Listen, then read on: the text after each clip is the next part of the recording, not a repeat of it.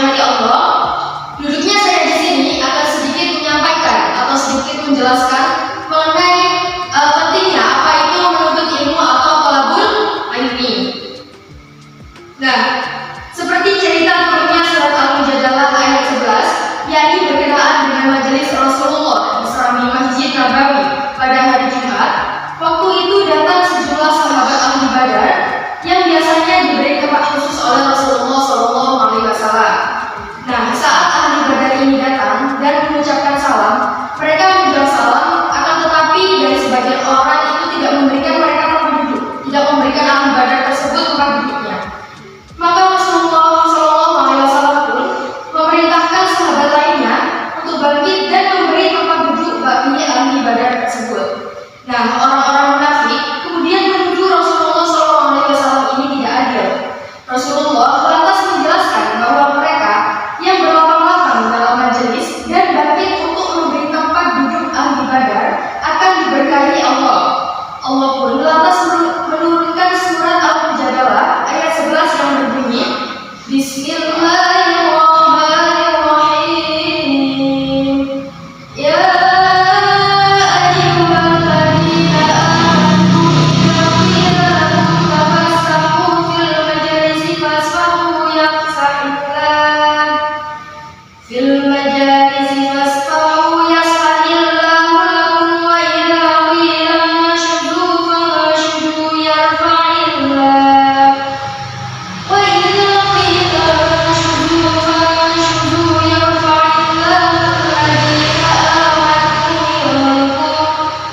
alladhina amanu minkum walladhina utul 'ilma darajat. Wallahu bima ta'maluna khabir. Yang artinya, wahai orang-orang yang beriman, apabila dikatakan kepadamu, berikanlah lapangan di dalam majelis-majelis, maka lapangkanlah, niscaya Allah akan memberi lapangan untukmu dan bagimu.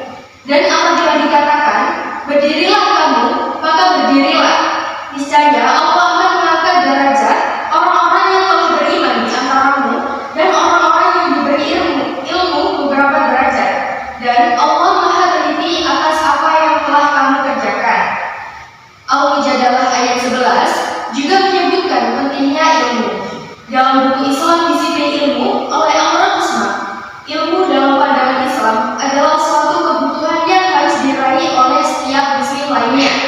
Karena dari ilmu manusia dapat mengetahui hakikat kebenaran.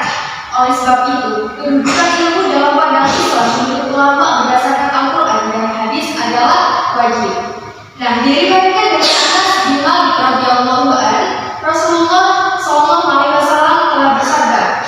Ada yang tahu nggak hadisnya? Thalabul ilmi fardhatun 'ala kulli muslim wa muslimah.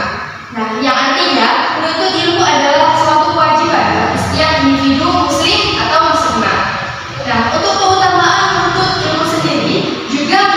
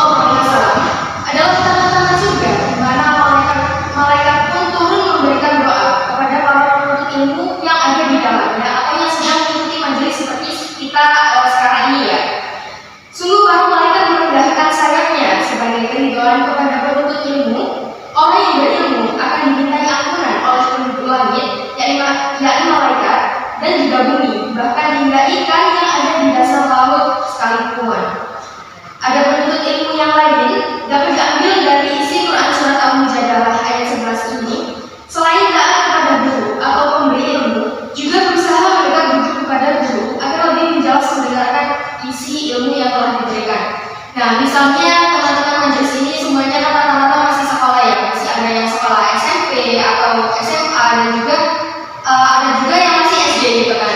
Nah, jadi dalam menuntut ilmu ini kita itu dianjurkan untuk apa ya? Kalau ada seorang guru yang menerangkan, kita itu jangan menghindar atau paling pilih bangku yang ada di paling belakang. Jadi kita itu diharuskan untuk memilih bangku yang paling depan. Karena apa? Karena apa ya? Penyampaian ilmu oleh guru itu sangat bermanfaat sekali bagi kita. Sekalipun terkadang kan ada guru yang apa itu katanya memuncratkan air liurnya gitu kan. Tapi itu sebenarnya itu barokah bagi kita semua ya teman-teman. Nah, untuk memberi lapangan duduk kepada peserta majelis lainnya seperti sekarang ini, mungkin nanti ada yang mengikuti majelis lain yang gabung ke sini lagi, itu nggak apa-apa diberi duduk lalu kita hormati, apalagi orang yang dihormati akan disayang oleh Allah Subhanahu wa Ta'ala. Misalnya nih ada tiba-tiba Pak Miskanan atau Pak Markan yang datang ke sini, nah itu kita persilahkan, kita monggokan gitu ya. Bukanlah dengan melarang, bahkan hal itu dapat menggambarkan kehebatan Allah Subhanahu wa Ta'ala dan Rasulnya terhadap kita semua yang ada di majelis ini. Nah, nilai-nilai pendidikan akhlak yang ada pada ayat ini dan dapat diambil oleh kaum muslim atau dapat kita ambil, yang dapat kita petik adalah melapangkan hati, menjalin hubungan harmonis kepada sesama penuntut ilmu, dan memuliakan orang lain yang memiliki jasa-jasa kepada agama Islam yang kita anut sekarang ini. Baik teman-teman, mungkin sekian yang dapat saya sampaikan. Kurang lebihnya mohon maaf apabila ada salah kata dari awal hingga akhir, baik yang saya sengaja maupun tidak, saya mohon maaf yang sebesar-besarnya. Akhirul kalam, wallahu muwaffiq ila aqwamit thoriq. Wassalamualaikum warahmatullahi wabarakatuh.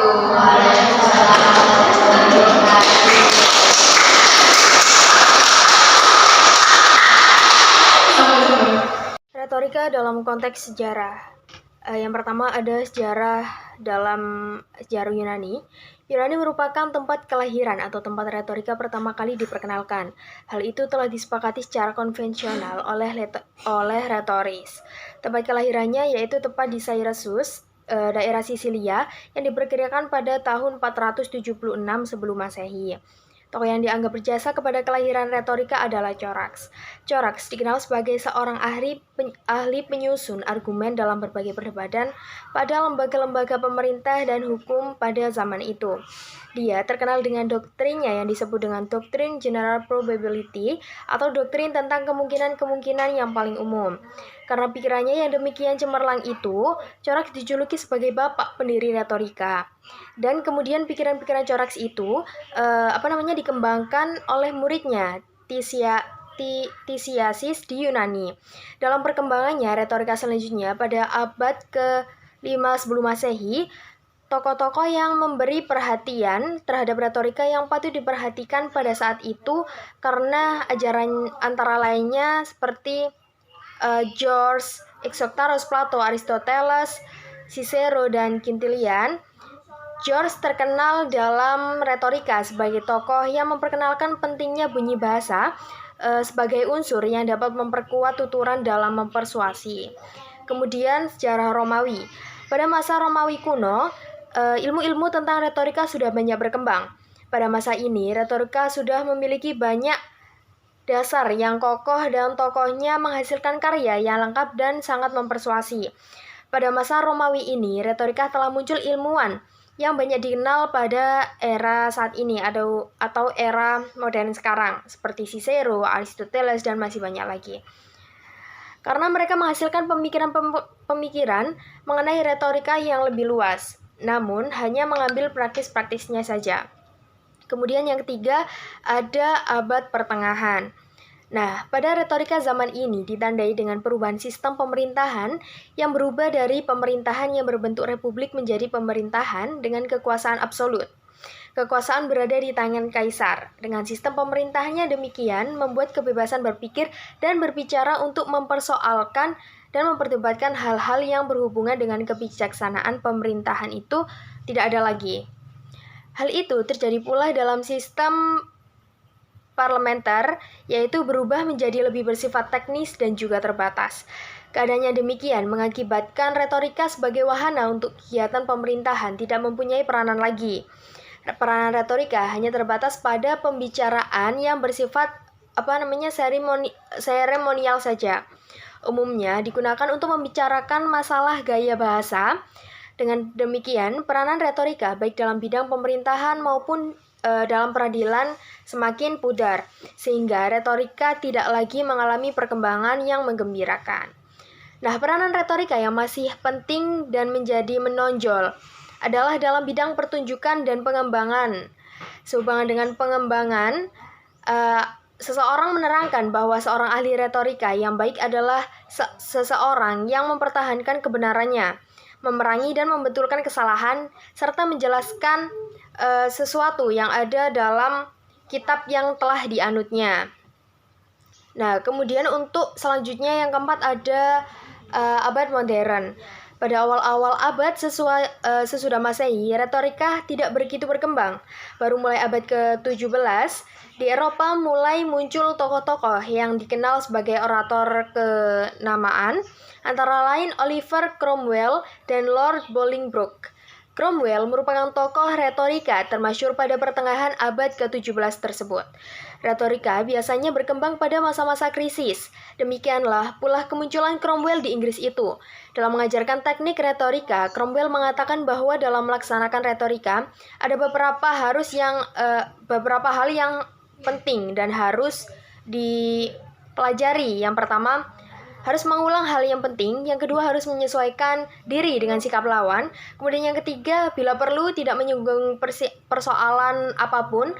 Yang keempat, harus membiarkan orang-orang menarik kesimpulan sendiri. Kemudian yang terakhir, harus menunggu reaksi daripada audiens. Nah, tokoh retorika lainnya di Inggris pada abad ke-17 adalah Henry Bolingbroke, yang pernah mengatakan bahwa bila kekuasaan politik berlandaskan kekuatan fisik, maka retorika merupakan kekuatan mental. Tokoh lainnya lagi yang terkenal di Inggris ialah Sir Winston Churchill pada abad ke-20, yakni pada saat-saat Perang Dunia Kedua sangat berkecamuk ya. Churchill terkenal dengan keberhasilannya dalam menggerakkan bangsa Inggris yang mula-mula anti perang untuk melawan Nazi Jerman, sehingga terbangkitlah keberanian rakyat Inggris. Pada saat itu di Jerman, tokoh termasyhur dalam retorika adalah Adolf Hitler, yang berhasil memukau rakyat Jerman sehingga bersedia melakukan apapun resep Hitler. Dalam retorika lainnya ialah menunggu, membusukkan dan menakut-nakuti lawan, kemudian menghancurkan. Sedangkan hakikat retorika Hitler sendiri adalah senjata psikis untuk memelihara massa dalam keadaan perbudakan psikis atau psychical weapon to maintain in a state of physical enslavement. Hitler tidak saja mencari anggota, tapi juga mencari pengikut sebanyak-banyaknya.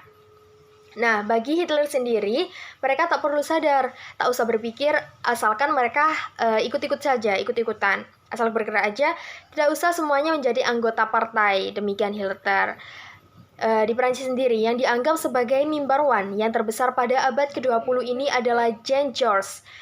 Jika Jean Georges berpidato, para pendengarnya lantas mendapat perasaan cinta akan semua manusia, seolah-olah ingin memeluk setiap manusia. Nah, di Amerika Serikat, di antara sekian banyak orator yang paling termasyhur adalah Abraham Lincoln. Ada sebuah pidato Lincoln yang paling singkat tetapi paling besar, karenanya amat terkenal, yang berbunyi, 87 years ago, our fathers broke on this continent a new nation, conceived in liberty and decide to the proportion that all men are created equal. Now we are engaged in a great war, testing whether the nation or any nation so confess.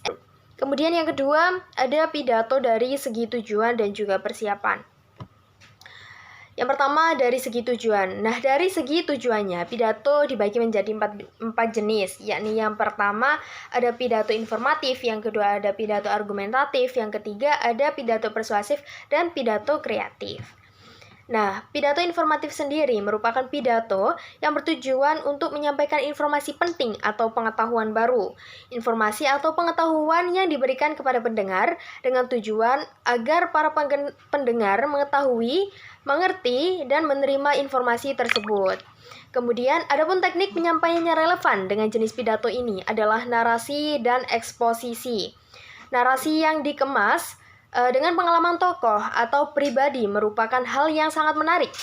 Pemaparan dengan memberikan contoh-contoh akan dapat menambah pemahaman dan daya tarik bagi para pendengarnya atau para audiensnya. Nah, demikian pula dengan pemaparan penggunaan analogi akan mengantarkan penyimak pada kemudahan dalam memahami konsep yang amat sulit dan juga rumit. Kemudian yang kedua ada pidato persuasif. Nah, tujuan akhir pidato adalah mempengaruhi manusia.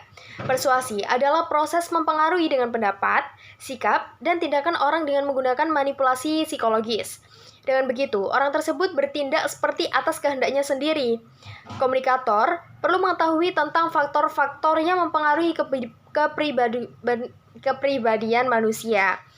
Tujuan pidato ini adalah untuk melakukan atau meninggalkan suatu tindakan, aksi, tingkah laku, atau sikap tertentu sesuai harapan pembicara. Kemudian yang ketiga adalah pidato rekreatif. Nah, pidato rekreatif bisa juga disebut dengan pidato kekeluargaan. Pidato jenis ini umumnya menyuguhkan suatu kegembiraan yang dapat dinikmati bersama dengan penuh rasa kekeluargaan dan persaudaraan. Oleh karena itu, pembicara hendaknya memiliki kemampuan menampilkan hal-hal yang dapat menciptakan suasana keramah tamahan, lelucon, dan humor dapat digunakan untuk menghangatkan suasana.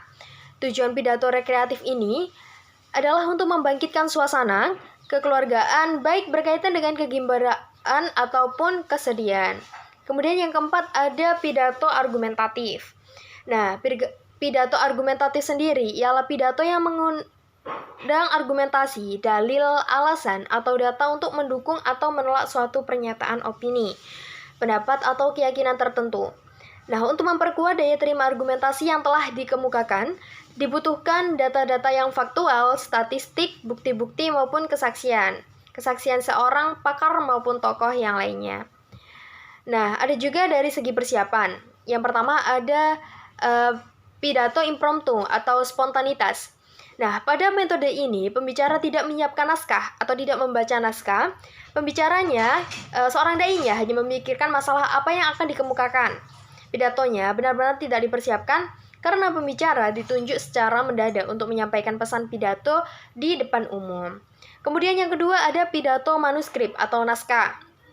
Nah, dalam pidato ini, naskah pidato ditulis secara lengkap sesuai dengan apa yang akan disampaikan. Pidato disampaikan persis seperti apa yang telah disiapkan di naskah sebelumnya. Cara ini digunakan untuk menghindari kesalahan dalam penyampaian pesan atau penyampaian materi pidato yang akan disampaikan kepada audiens. Metode ini digunakan pada pembicaraan yang membutuhkan ketelitian, misalkan pada pidato resmi mengenai persoalan politik, pengumuman, atau ulasan teknik. Nah, kemudian ada pidato memoriter atau hafalan. Nah, dalam metode ini, naskah yang sudah disiapkan tidak dibaca tetapi dihafalkan. Kemudian diucapkan dalam kesempatan berpidato. Jadi metode ini menuntut ingatan pembicara atau si komunikator maupun dai dalam menguasai bahan atau materinya tadi yang akan disampaikan kepada para audiensnya atau mat'unya. Kemudian yang terakhir ada pidato extemporer atau menjabarkan kerangka. Nah, dalam metode ini pembicara akan lebih luas dalam menyampaikan gagasannya. Pembicara, komunikator maupun dai dapat mempersiapkan bahannya dengan baik dalam bentuk kerangka pidato. Dalam pidato ini sendiri, pembicara menentukan pokok-pokok isi pidato, kemudian menyusun dalam bentuk kerangka pidato. Kemudian ada retorika menurut Aristoteles dan Cicero. Yang pertama, menurut Aristoteles, dalam bukunya yang berjudul sama, retorika merupakan seni dalam berbicara, di mana halayak atau pendengar ataupun audiens yang menentukan akhir dan tujuan dari suatu pidato. Retorika sendiri banyak digunakan ketika berpidato dan upaya dalam meyakinkan orang lain, seperti dalam ceramah, pidato, forum diskusi, persidangan, dan yang lainnya. Secara khusus, Aristoteles membagi 3 jenis pidato, yakni pidato forensik, pidato epidetik, dan deliberatif. Yang pertama, teori retorika Aristoteles berangkat dari 2 asumsi utama, yaitu pembicara yang efektif harus mempertimbangkan halayak atau para mendengar tidak boleh menggeneralisasikan semua pendengar. Untuk mencapai efektivitas dan menjadi pembicara yang sangat baik, kita harus menganggap jika semua penonton heterogen atau berbeda-beda dan memiliki motivasi keputusan dan pilihannya sendiri. Kemudian yang kedua, pembicara menampilkan bukti ketika bicara. Bukti atau data adalah hal yang penting untuk meyakinkan para pendengar ataupun audiens terhadap materi yang telah disampaikan atau dijelaskan. Nah, menurut Aristoteles, moralitas adalah yang paling utama dalam retorika. Retorika yang sukses adalah yang mampu memenuhi dua unsur, yaitu kebijaksanaan dan kemampuan dalam mengolah kata. Sedangkan untuk mencapai efektivitas persuasi, ada tiga kriteria yang harus terpenuhi, yaitu etika, logika, emosi. Nah, etos sendiri, etos atau etika berkaitan erat dengan komunikator atau siapapun yang berbicara. Aristoteles menyimpulkan bahwa pidato yang disampaikan oleh seseorang yang terpercaya akan lebih persuasif dibandingkan pidato seseorang yang kejujurannya dipertanyakan. Selain berkaitan dengan moral, etika juga bisa berarti latar belakang pembicara, seperti keilmuan dan karya sebelumnya yang mendukung apa yang telah disampaikannya pada sebelumnya. Kemudian yang kedua, logos atau logika. Nah, berkaitan dengan apa yang telah dibicarakan atau subjek, dalam hal ini pidato haruslah berisi kebenaran yang diperkuat dengan data-data dan simpulannya dapat dipertanggungjawabkan oleh pembicara. Kemudian yang ketiga adalah emosi atau patos. Sedangkan patos berkaitan dengan sisi emosi. Emosi dalam hal ini adalah fitur-fitur lain yang mendukung si pembicara dan apa yang telah disampaikan. Seperti latar belakang pembicara yakni seorang public figure atau personal branding, kerapihan, kecantikan, kemampuan dalam meyakinkan, dan fitur-fitur yang lainnya. Teori retorika Aristoteles masih digunakan hingga hari ini. Meskipun telah banyak konsep retorika modern, selain itu, triangle, etos, logos, dan patos juga digunakan dalam kajian politik, ekonomi, manajemen, dan juga bidang sosial yang lainnya. Dengan memahami teori dasar retorika, dapat bermanfaat untuk menambah wawasan kita dalam berbicara di depan umum, terlebih lagi bagi mahasiswa seperti kita ini. Nah, yang kedua menurut Cicero. Cicero merupakan orator ulung pertama dari kalangan bangsa Romawi. Ia mempunyai suara yang berat mengalun, pada suatu saat menggema, dalam waktu lain dapat halus merayu dan terkadang pidatonya disertai cucuran air mata. Jika Cicero berpidato, ia telah benar-benar mempelajarinya, baik tentang isi maupun cara membawakannya. Nah, dalam buku yang ditulisnya, yaitu De Orat, Cicero memberikan penekanan pada keindahan komposisi dan juga penyampaian. Inti dari pidato harus mencerminkan kebenaran dan kesusilaan, serta seorang orator harus bisa meyakinkan para pendengar atau mat'unya. Untuk mencapai semua yang saya jelaskan sebelumnya, Cicero menyarankan bahwa seorang orator harus mencari bahan-bahan yang akan dibahas pada pidatonya, menyusun dengan sistematis bahan-bahan materi tersebut, mencoba menghafal isinya, dan mengemukakan persoalan materi dengan baik. Menurut Cicero, retorika mempunyai dua tujuan pokok yang bersifat anjuran dan penolakan. Tugas para orator adalah mengajar, menggembirakan, dan menggerakkan. Melalui karyanya yang berjudul De Orat Cicero, terungkap prinsip-prinsip orator yang terdiri atas 3 bagian. Yang pertama, apa yang diperlukan oleh seorang orator, penggarapan topik pidato, dan bentuk penyajian sebuah pidato.